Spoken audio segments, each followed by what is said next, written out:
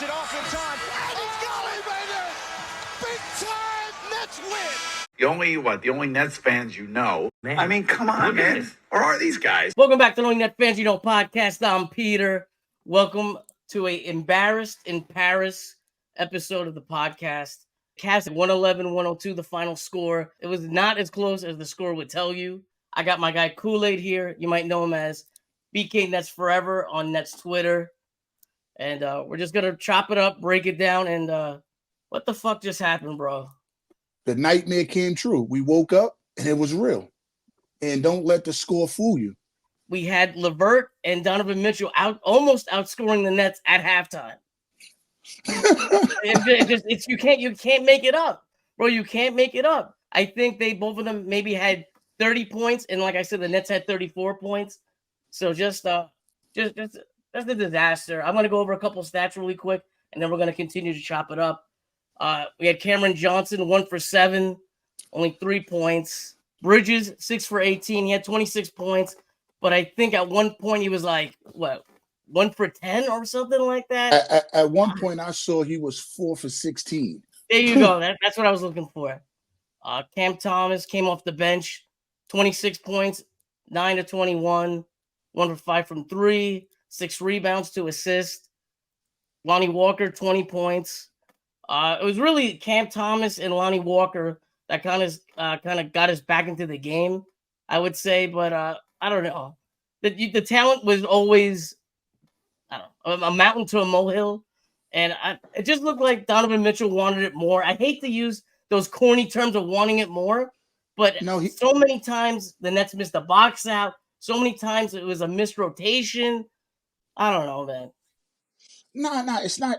I'm not going to use the word wanted more. I'm going to say he had another gear that they can't get to. And those are the star gears that, okay, if I coast, I'm at the same level as Bridges, coasting. When I decide, you know what, I had enough, hence he had 45.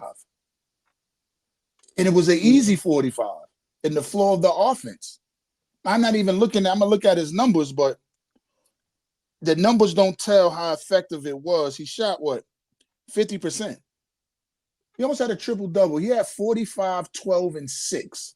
He had more rebounds than our center. Bro. He's a 6'1" guard. Like, people may not want to hear this, but why did we pay Cam Johnson that money? The amount.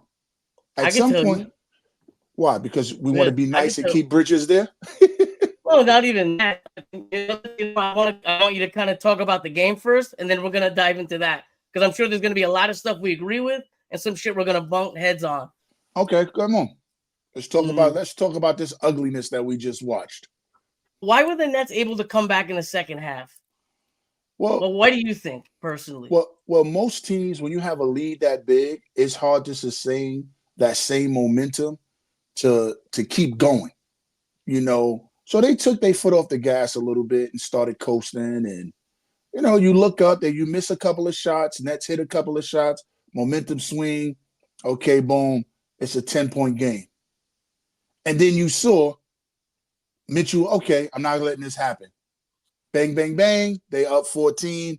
And now from there on, you stuck. You can't get over the hump because now we re-engaged. And a lot of that is because I think we start off slow, because there's no system and there's no guards. There's no point guard, so you're going to continuously get turnovers. Look at the game today. You knew Mitchell was bringing the ball up. We got about 4 or 5 people that bring the ball up at any given time. So it's structure versus organized chaos. Bro, I think you're 100% right. My guy Spen, I do Fireside Nets with him. I saw a tweet he put out, and I feel like he kind of nailed it. It looked like the Nets were like completely surprised. The Cavs only shot 39%, only 29% from 3. They went 13 or 44 from 3. When you have these kind of numbers, you're holding a team to 39% from the field. You have to expect you're going to win. Well, here's the issue. We shot 27 free throws. They shot 43. There's the game. Because when you break it down, the turnovers turned out to be a 16-11. So that's pretty much even. The Mm. the possessions, even 82. It's that our shots come difficult. People are getting layups, in ones, and dunks. We're settling for jumpers. Because even when you think about the 3-pointers, they made 5 more. So yeah, that's 15 points. But y'all shot about almost they shot 44. Wow, I didn't realize they shot 44.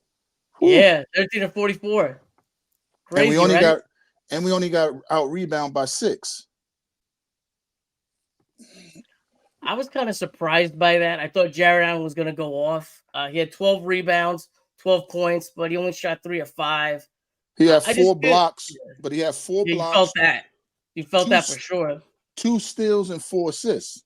I'm surprised that Clax didn't have a block this game. You know what I really thought was the turning point? There was a little time in the fourth quarter. The Nets got I think Claxton got a bucket. Tristan Thompson winds up getting a flagrant 2, gets kicked out of the game. We get a couple free throws in the ball, and the Nets could have cut it down to 8 points, and Claxton just missed getting a layup in. And I feel like after that possession, Cavs get it. I think they got a 3, and that was it. I feel that was like the kind of nail in the coffin. And I feel like that's where I'm focusing with Claxton, at least for this game, at least for right now. It's Well, kind of disappointing for me.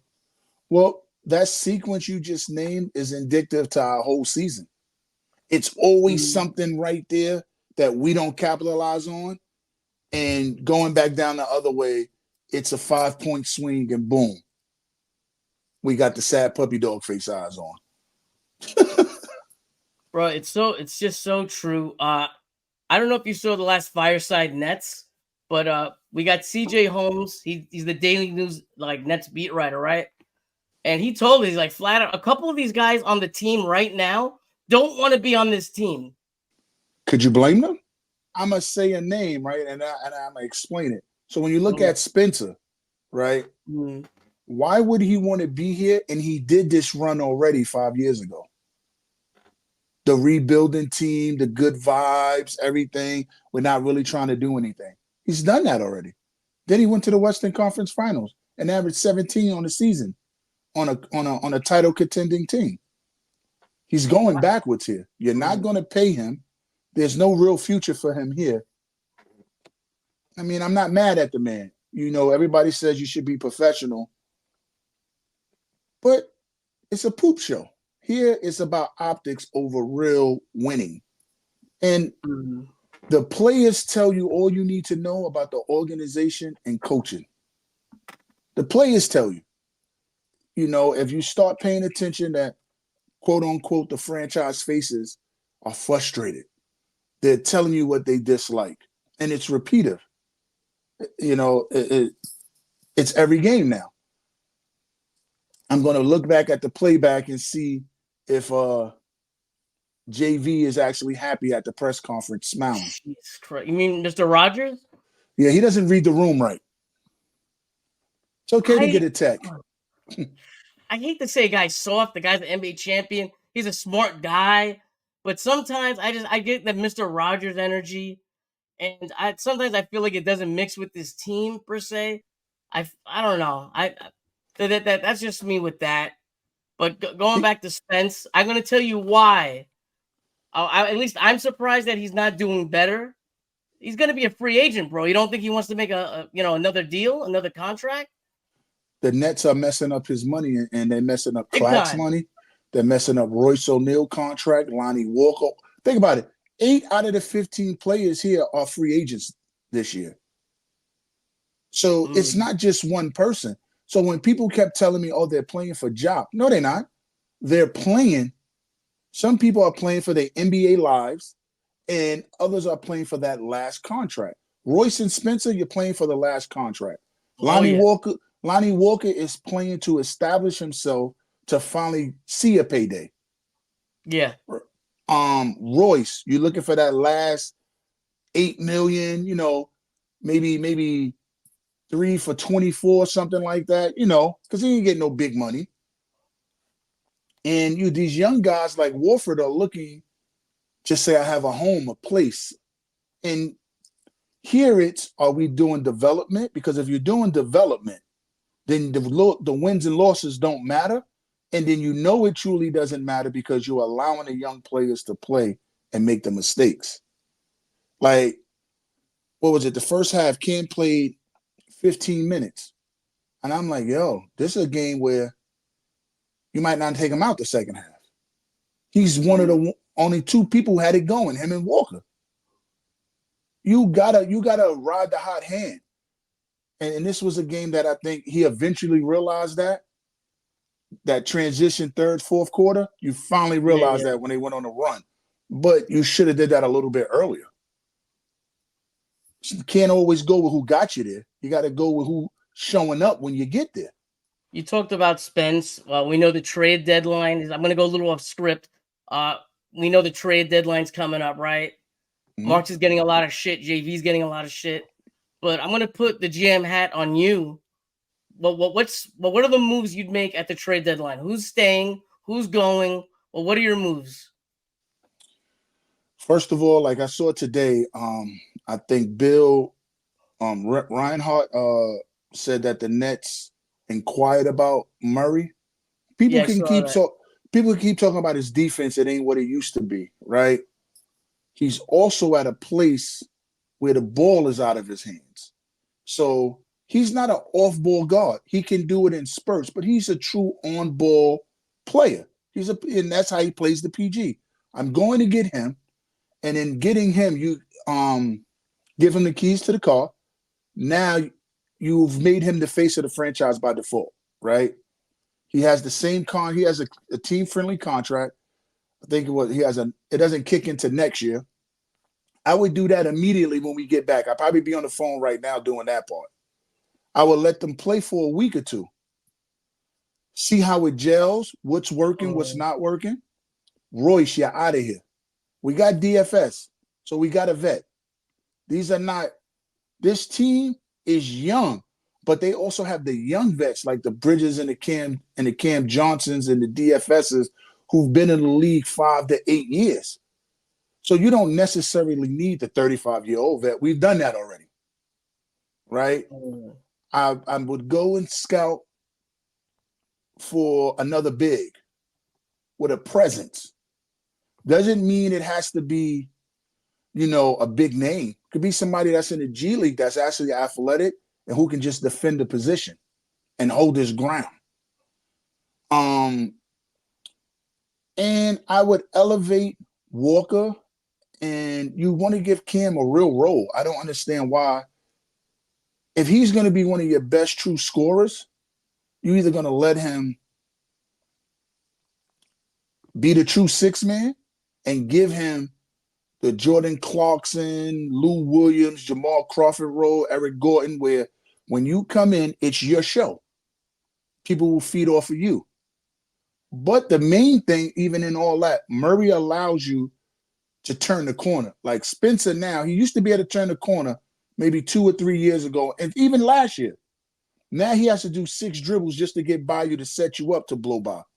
Murray turned the corner and go, which now makes Bridges and Cam Johnson look better because now they're catching shoot threes because they may not sinking in to help, which would also, if Clax or whoever or Day actually sets the screen, if they have the mindset of, if I set the high screen, I'm open.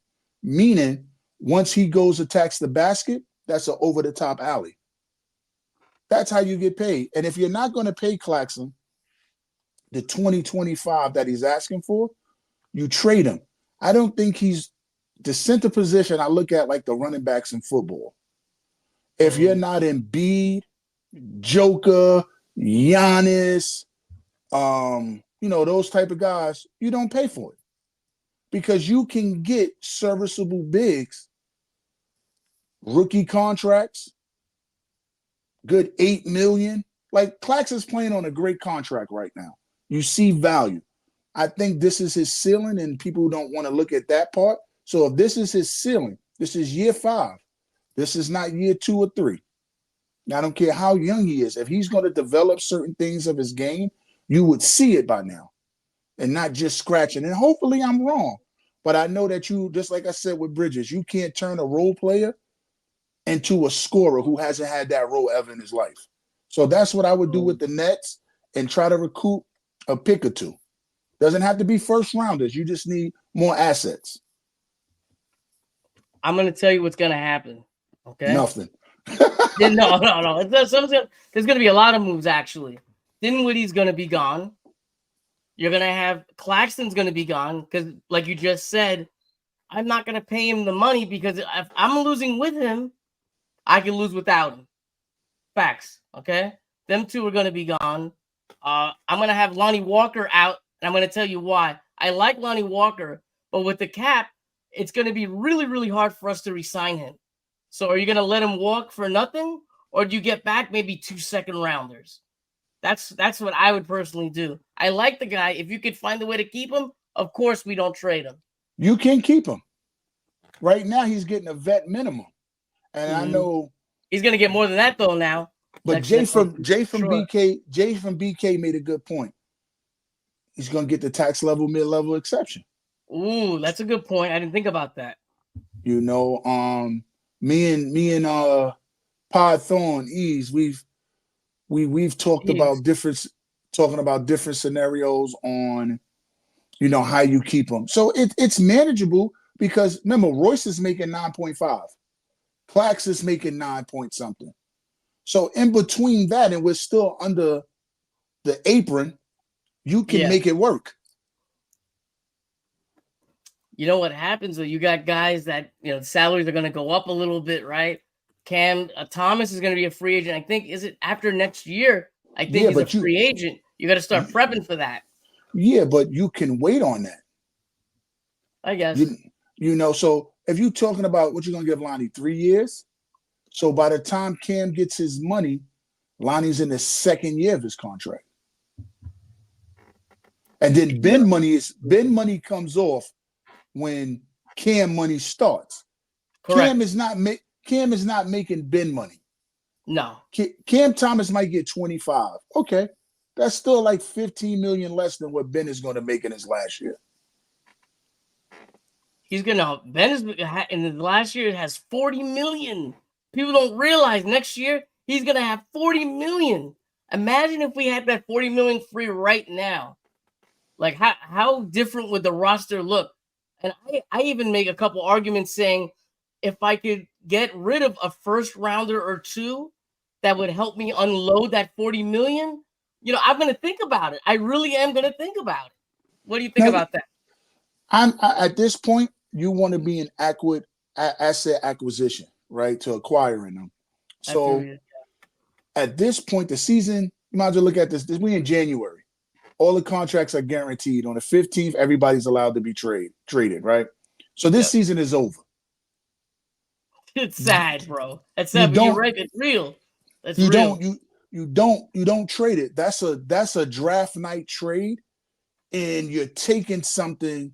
You may use him to get a bigger superstar, right? That when you look at the Levine, nobody wants that contract.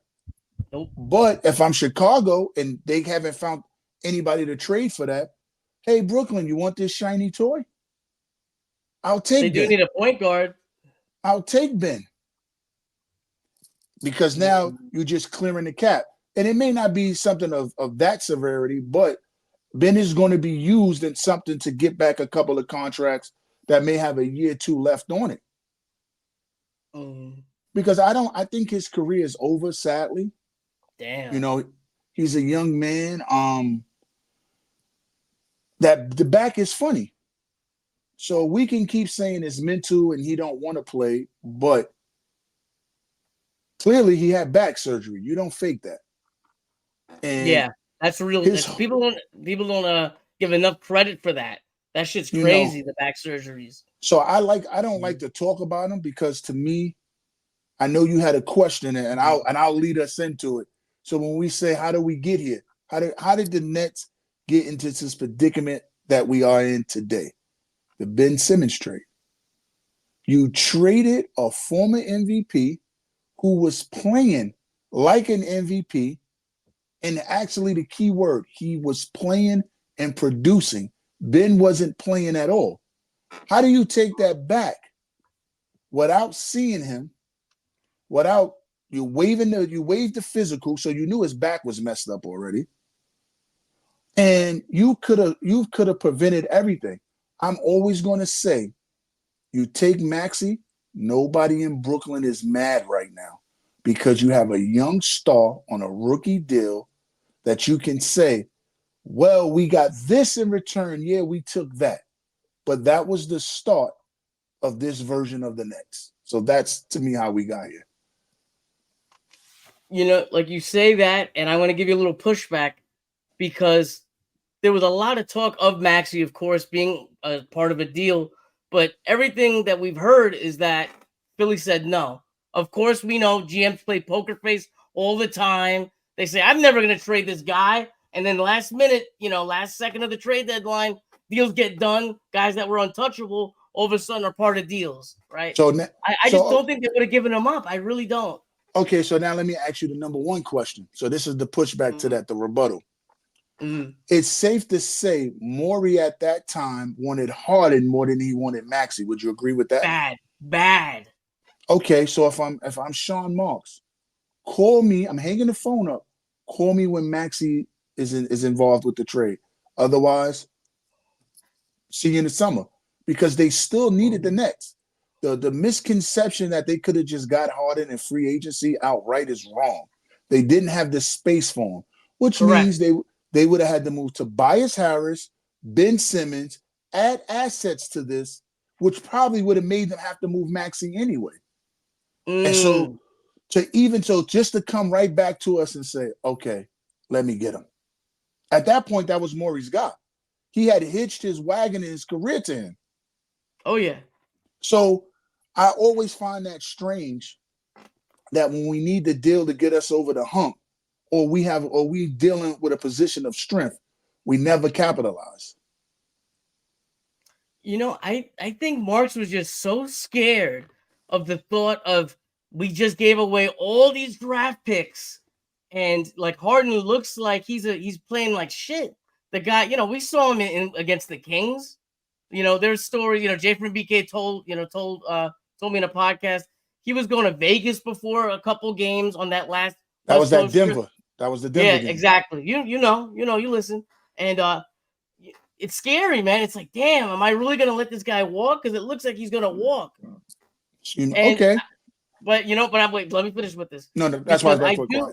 Yeah, I do side with you with it, man. If Harden doesn't get traded, I don't believe he sits out the rest of the year. And we know Kyrie's going to come back in two. Well, we didn't know Kyrie was going to come back, but Kyrie would eventually come back in 2 weeks. And I can't see KD, Kyrie playing and Harden just soaking still. I can't, bro. I can't. And they would have went on a real winning streak, right? Harden would have been happy again. And if he choosing to leave after that, we probably got a chip. And you like, okay, wherever you're going to go. And guess what? They still would have gave us Maxey after all that. I think Harden would have re-signed with us because I think they would have had a successful playoff run. I really do. I don't know if they would have won a chip, but I definitely think at least 2 series wins is not crazy to think about with that team. That team wasn't bad with those 3 guys. Nobody beating that team. We had a short sample size, but 13-3. It's 13-3. Nobody had 3 prolific scorers like that. And Harden was cool in the playoffs. He could have went to the Harden that we used to seeing. That I don't show up, but he might have still got you 20 not showing up. Because he was the spoon or the straw that kept it all together. The straw that served the drink. Yeah. Mm-hmm. Yeah. I just think, we'll never know. But what we do know is we lost that trade. The man has played 40-something games out of like 100 and almost 60. So if you look back on it and you say, I gave away LeVert, Allen, Taurean Prince, Rodions, 4 swaps, 4 draft picks, James Harden, Paul Millsap, for Ben Simmons, Royce O'Neal, and a 2028 draft pick. You're fired. I want to throw you a curveball, okay? Mm-hmm. Remember, before the whole Harden talk, right? There was a big talk that maybe Drew Holiday would be coming to Brooklyn. What do you think would have played out if he does not go to Milwaukee, and instead, we give up a LeVert, those draft picks, and whatever, for Drew Holiday? How does First that of look all, to you? that would have went better. You wouldn't have had to give up everything. Exactly. You probably would have kept Allen. Because what was he on, the Pelicans at that time? Yeah, he was on the Pelicans. I'm gonna look up that deal. Just keep on talking. Yeah. So if you tell me you give up, I think the Bucks gave up 2 or 3 picks for him. So I'm gonna we look it give up up right now as we're So if talking. we give up like LeVert, and because I think he had got paid, I think he was making like 15 million in to make the money work. Allen, you probably get rid of him, maybe because you don't want to pay him. But Taurean Prince made 12. So let's say Prince and LeVert get you 27 million. Holiday was making about 30, 35. That would have worked because we wasn't over the cap yet.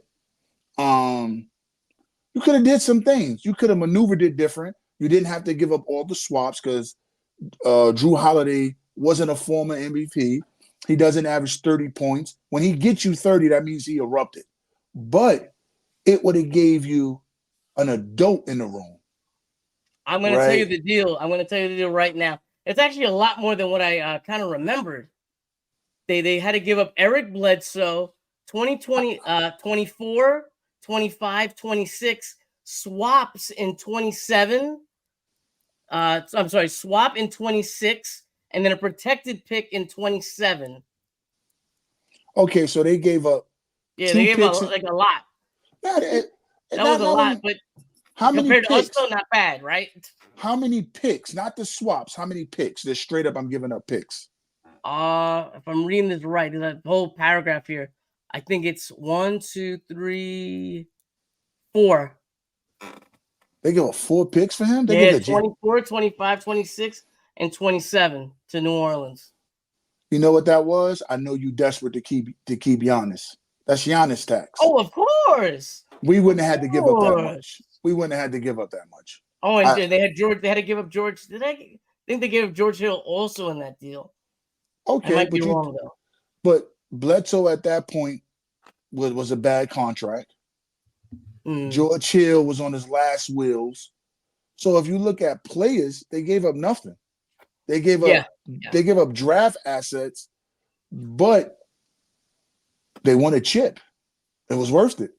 Of course. Yeah. Those picks was what, 20 something, late 20s. You need a good GM to make something work out of that. Good scouting team. Those swaps won't even convoy. You're not swapping with them. They're still going to be a 50-plus win team. Now, Drew Holiday gave you stability. And that's what we always will need here. We don't have an adult in the room.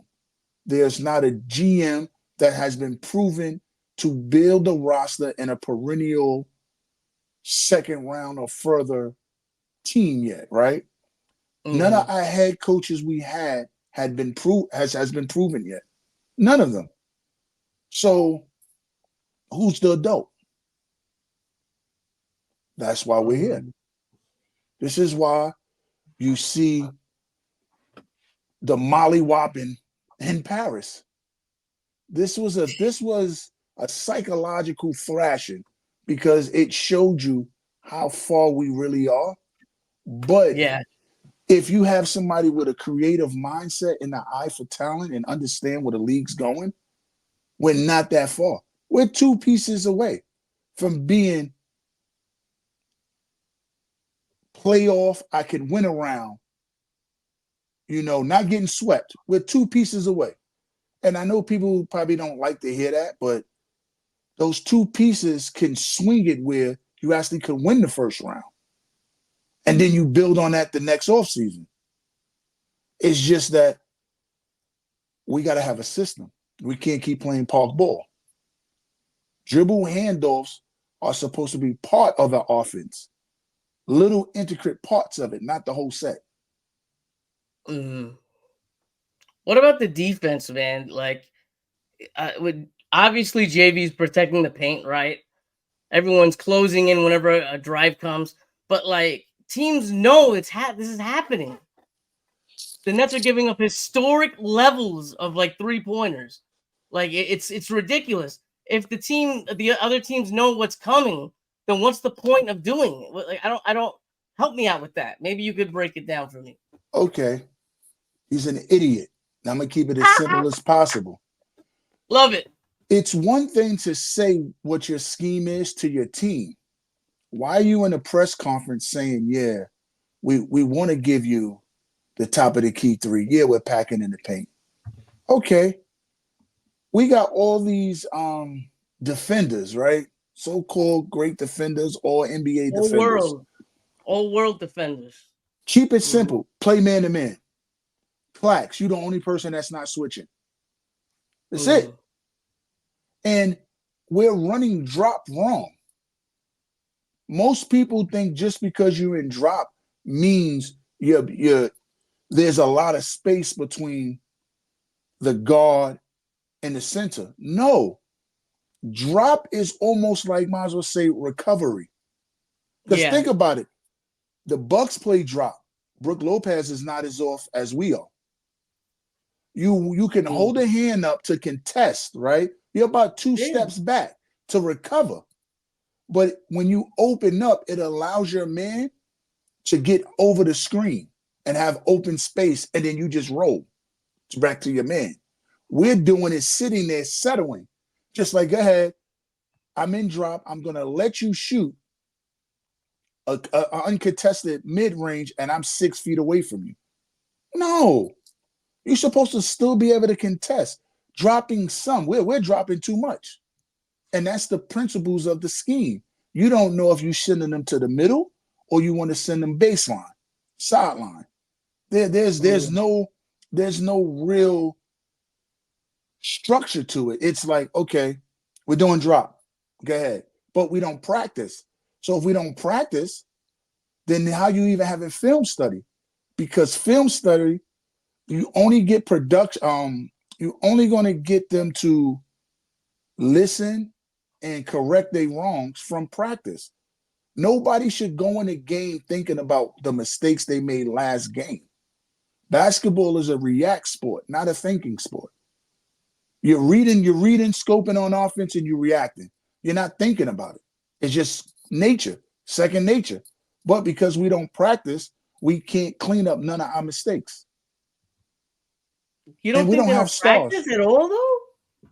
Nah, sort of cut you off. Nah, really? That's been well stated. They're doing rest, so they may come in and look at film. But what's the point if you show me my mistake, right? And I don't go out there and work on it right then and there. Yeah. Tomorrow's another game. I got to let that go. But yesterday is over. When is the game? Like, I want to say this. I know it's a little off topic, but I don't care, bro. Let's go. People get upset with the development of Cam Thomas, right? Why are you getting mad at a 22-year-old that's averaging 24 points with no structure and no coaching? Let him be whoever he's going to be. I don't know if he's a star. I don't know if he's going to be an elite scorer that's better off the bench. He's 22, and in year 3, he's finally getting meaningful minutes. Enjoy it. Don't get upset. Just enjoy it. It's enough of it. His stands are crazy. Like, you can't say nothing bad because it's nasty out there. It's just as nasty as this loss. And I also think Jacques Vaughn lost the team. I think they had enough of his rah-rah, whatever he's selling, they bought enough. Those are not Girl Scout cookies, Vaughn. They're done with you. So you fire Vaughn, right? Who gets the job after? And do you also fire Marks?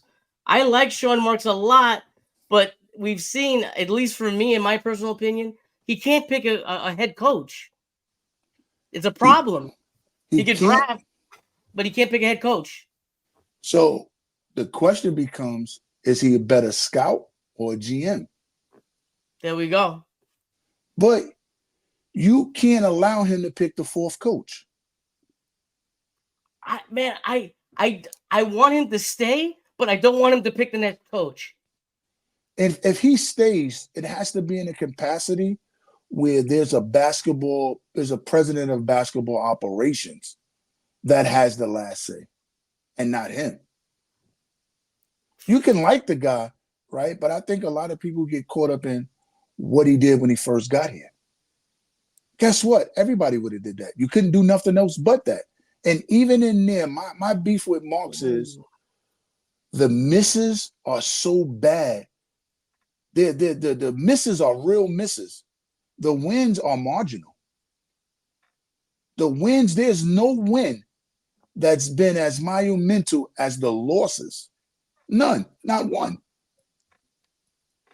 Man, I got to give you some pushback on that, man. We had no picks. No one really wanted the job. Like, it was bad over here. And he got gold out of shit. He did. I think that's a lie. Take that away from him. No. He's done something, and that's why I said. So we're praising him for what he did when he first got here. He's in year 8. So what? So we're going to give him credit for the first 2 years.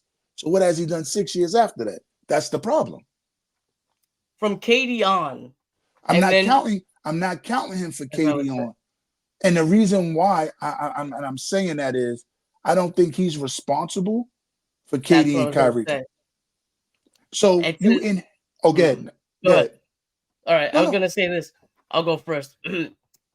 With this, right? He gets us to the point that we get KD and Kyrie, right? Then they come, 7-Eleven kind of takes over, quote unquote, take over, and then it's kind of like, oh, he did so good in the beginning, like you have to give him a chance.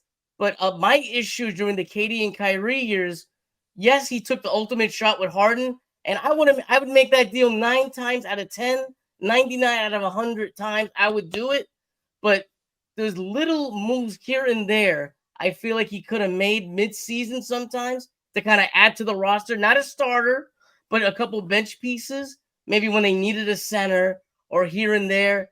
And I feel like he missed with that. But if we're going to be rebuilding again with all these draft picks, then who better than him? But like I said, then we get to the point of the draft picks and the picking the head coach. Because I agree with what you're saying. You can't let him pick a fourth. But, man, he knows how to build through the draft. Okay, so even when you say all that, right? Yeah. Watch this. His rosters have been incomplete since Correct. since he had the clean sweep. So I've tweeted this and I've said this before, but I think people really need to understand. So if you go back to that Buck series, right?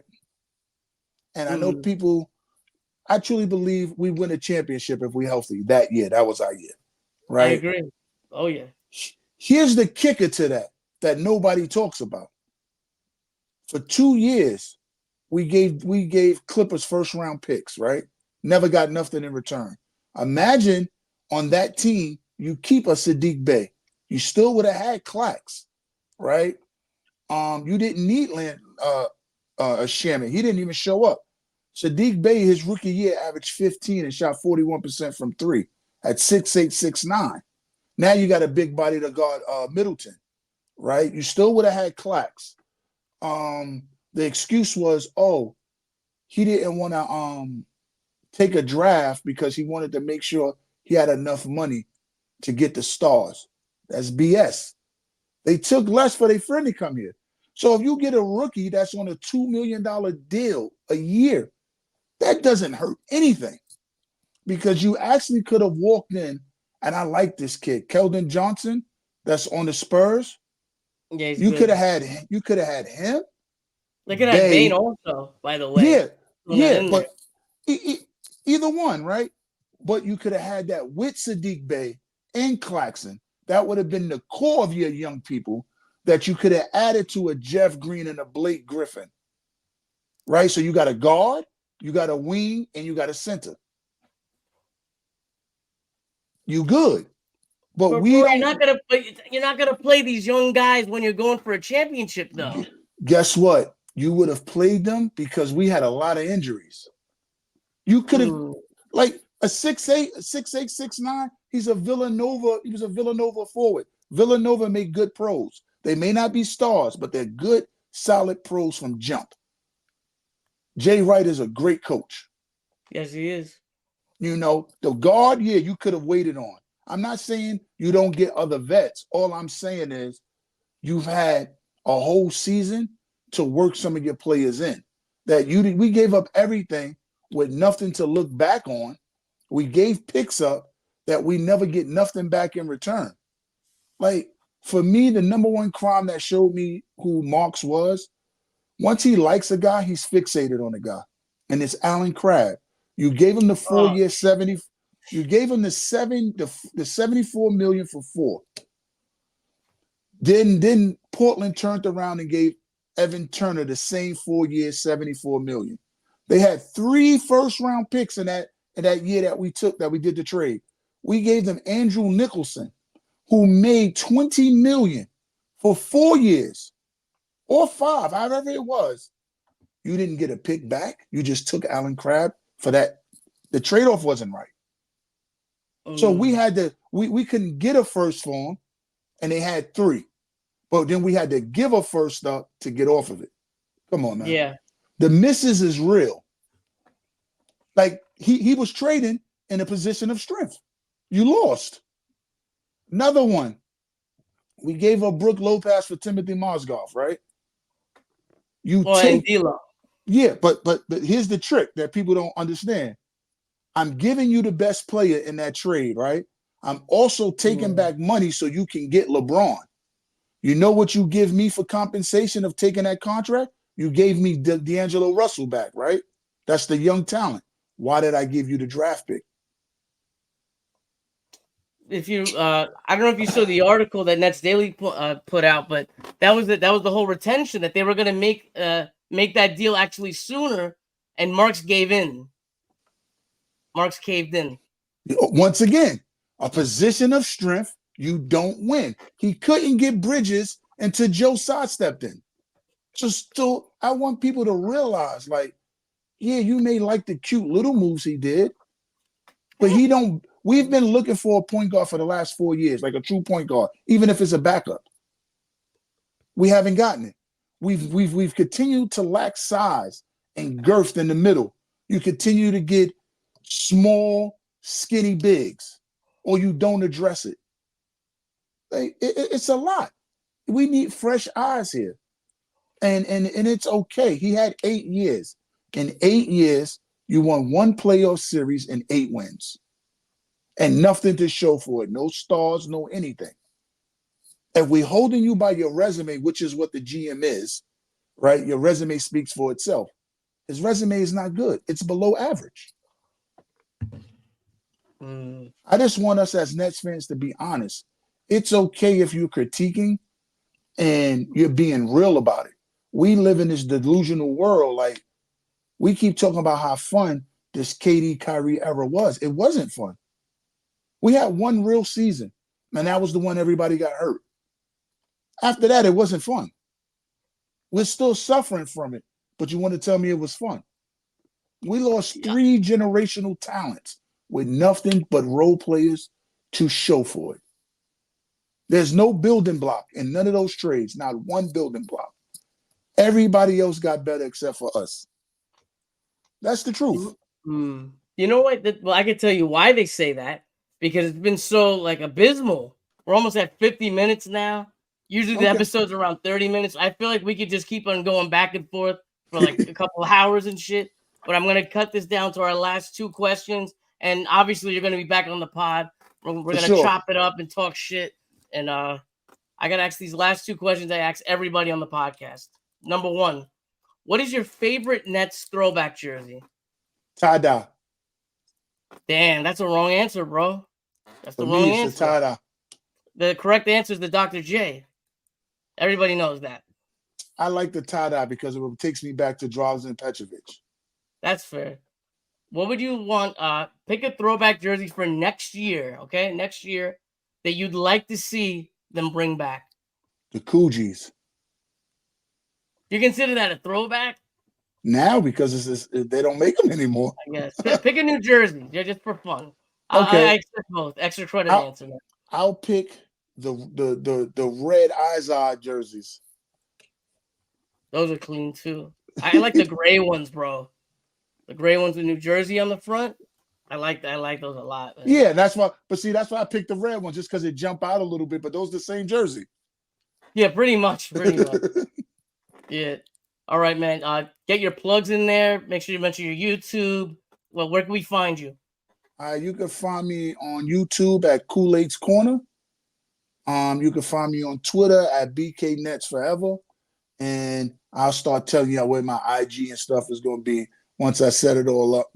All right, thanks, man. Yo, it was my pleasure being on. Look forward to chopping it up some more.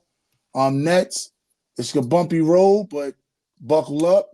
There's got to be better times. We cannot go back to the dark days. Check out my Twitter at NetsFansYouKnow. Check out the YouTube at NetsFansYouKnow. Have a great day. Have a great night. If you're eating lunch, enjoy your lunch. Enjoy your weekend. Let's go Nets.